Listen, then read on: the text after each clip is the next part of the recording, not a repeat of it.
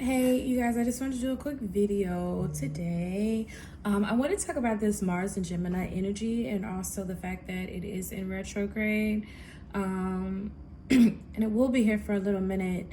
So I just want to talk about that energy and kind of the way that it's working its way out and what its intent may be, because we know the reason for these changes is for there to be a learning lesson, to evolve, to grow, to learn, to understand, to reevaluate, anything is a lot of what the retrograde is about for any particular planet. So when we're talking about Mars, we're talking about energy, okay? We're talking about a force. It's almost like militant. It can be aggressive. It is very in your face, like you feel this thing. It is force, this is energy here, like pure energy, right? And Mars is very direct. Mars is pioneering. Mars is go-getter. Mars is do, action, okay? So when you're talking about in Gemini, where Gemini is very airy, Gemini is two sides, two ways. They're also analytical, they're mental. You are talking about a mental, and then you're talking about physical, and you're putting that together in action. So this can work out many different ways for people. Maybe you have not had that jolt of energy that you needed to get things done, or to take a leap of faith and do something you haven't done before, because mentally you've always been thinking about it, but you never acted on it in a way that maybe you felt like you should. This is definitely that time where you will see some of those things starting to manifest, where you find yourself just doing, and you're not thinking too much about it, you're just doing. Now, let's talk about it in retrograde, because that kind of warps the energy just a little bit.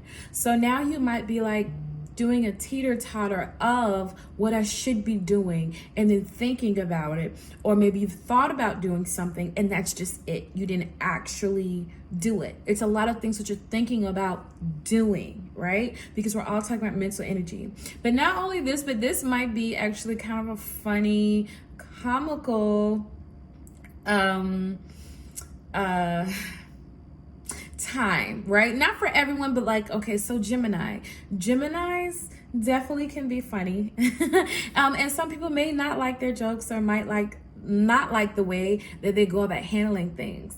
It really depends on if you get along with them, or maybe your favorite Gemini or your least favorite, I don't know, whatever.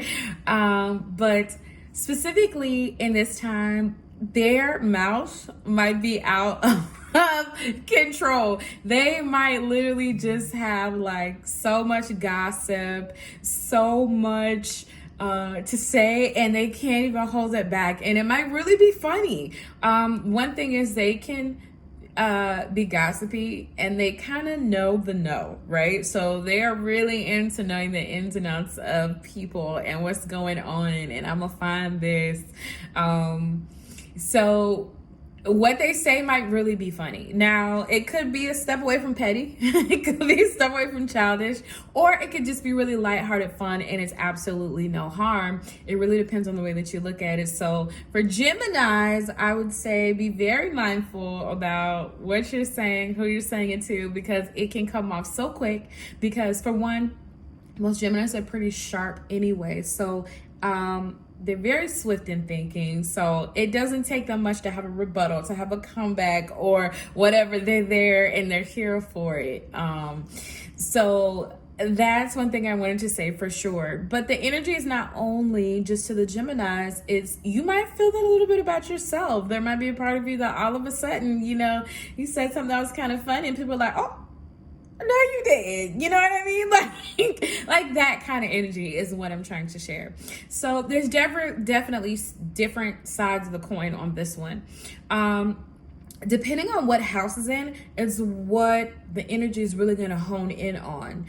So let's say if it is in your 7th house, which is all about relationships, partnerships, legal contracts, open enemies, stuff like that, other people, then you might be very different in the way that you handle and move with other people in a way that you were not before, whether it's in your relationship, whether it's other relationships with people, family members, things like that, friendships. You might move very differently, and you have to actually be careful because you could be moving right or wrong, or you could be stuck in the middle and you don't know how to move, but you're constantly thinking. This can almost be a very like racing mentally, like your mind is always racing type of situation that we have going on here for a little bit. You are constantly thinking, those wheels are turning, and you're like, oh my gosh, I want to do this, I want to do that, I'm going to do this, I'm going to do that. You might do some, you might not, they might fall by the wayside, your plans. This is kind of any and everything type of thing. So the reason why I say that is what was exempt before is not exempt now, right? So if you were good and solid before, even in a relationship or a friendship, you might not be now.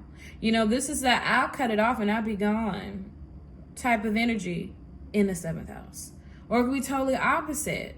I feel great about this person, so boom, I just proposed. Thought about it, been thinking about it, and this is that push. So just be a little mindful about that. Also, this energy, if you think about it, Gemini, right? Gemini can be one way today and one way tomorrow. So this could affect your mood. This could affect, depending on what house, what else is going on around there. So you guys, I'll be right back. My husband's calling.